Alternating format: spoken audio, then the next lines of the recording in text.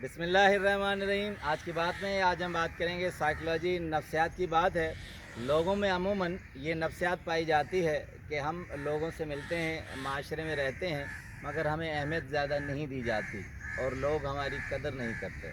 हम बहुत से हीले बहाने करते हैं, उसके लिए बहुत से टैक्स कहें इस्तेमाल किए जाते हैं, पैसों के भी इस्तेमाल किए जाते हैं, चीज़ों अशिया को भी किए जाते हैं, मगर एक अजीब नफ्सियात है कि लोगों में आपके लिए दिलचस्पी या आपके लिए कदर नहीं होती। उसके लिए एक खूबसूरत किताब है। निमोस हैं, हबशी हैं, उन्होंने एक किताब लिखी। अमेरिकन सदर रोजवेल्ट हैं, उनके ख़ास खिदमतगार रहे थे। हबशी थे, स्याह थे, काले थे, मगर उनके साथ इतनी अटैचमेंट हुई कि उन्होंने एक किताब लिखी, रोजवेल्ट ऑफ हिज बेल्ट, यानी रोजवेल्ट अपने बेल्ट के रोज़ हैं, फूल हैं। वो कहते हैं कि रोज़वेल्ट में लोग बहुत गहरी से दिलचस्पी लेते थे और लोग उन्हें चाहते थे और लोगों को बहुत इश्तियाक होता था कि वो उनसे मुलाकात करें। कहते हैं उसकी वजह ये थी कि मैं एक अदना सा मुलाजिम था, वाइट हाउस में हमारा छोटा सा एक सर्वेंट क्वार्टर था, मगर जब भी रोज़वेल्ट वहाँ से गुज़रते थे हमें आवाज़ देते थे। अगर हम नज़र आ जाते थे कहते थे क्या हाल है, सुनाओ क्या बात है। और जब मेरी मिसेज़ भी खड़ी हो जाती थी तो उनको नाम लेकर पूछते थे और कहते थे इमोस कहाँ है और आजकल कहाँ गायब है। कहते हैं इतनी बड़ी अहमियत के हामिल मेरी मिसेज़ जो है कहती थी कि एक मुल्क के सदर हैं और आप एक अदना मुलाज़म हैं, आपका वो बहुत पूछते हैं। तो इसलिए कहते हैं हमें भी उनसे बहुत दिलचस्पी हो गई और हम भी उनका पूछने लगे थे। एक मरतबा कहते हैं मेरी मिसेज़ और मैं बैठे हुए थे तो मेरी मिसेज़ जब बात निकली तो बॉब वाइट एक परिंदा है, तो उसके बारे में उसे मालूम नहीं था। तो कहते हैं सब काम छोड़कर रोज़वेल्ट ने मेरी मिसेस को बताया कि बॉब वाइट परिंदा होता है, किस किस मुल्क में पाया जाता है और किस तरह होता है।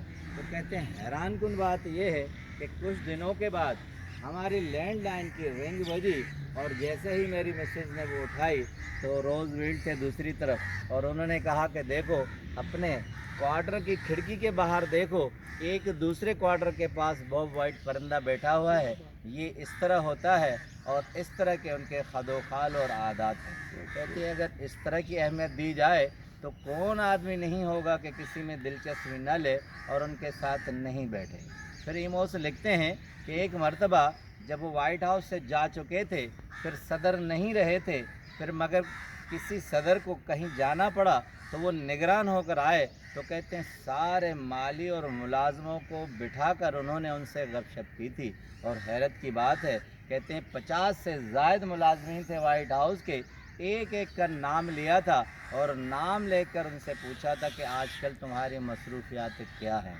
और हैरत की बात कहते हैं कि एक बावर्ची थी लेडी, इलियस उसका नाम था, तो उसे कहा इलियस तुम बताओ आजकल मकई की रोटियां पका रही हो कि नहीं। तो उसने कहा कहाँ, वाइट हाउस में लोग नहीं खाते, कभी कभी किसी की फरमाइश पर खा लिया करते हैं।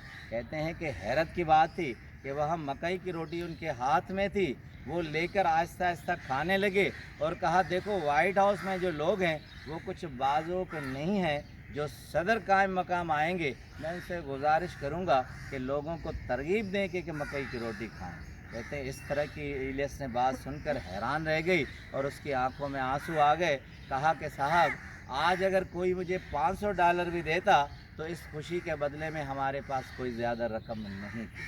कहते हैं एक एक का नाम पुकारते, उनसे दिलचस्पी लेते थे और लोगों से मिलते थे, ये उनके लिए बड़ी बात थी और लोग उनके लिए पूछते थे और उनको ढूंढते थे।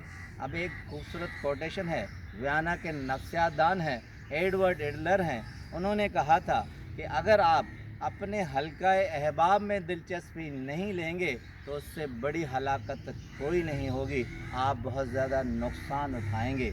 लोगों में हम दिलचस्पी लेंगे, उनके साथ रवाबत रखेंगे, उनके मशगूलात में दिलचस्पी लेंगे तो लोग भी हमें दिलचस्पी लेंगे। यही कामयाबी का फार्मूला है, यही अवामी बनने का फार्मूला है कि लोग आप में दिलचस्पी लें और आपसे मोहब्बत करें। आपका बहुत बहुत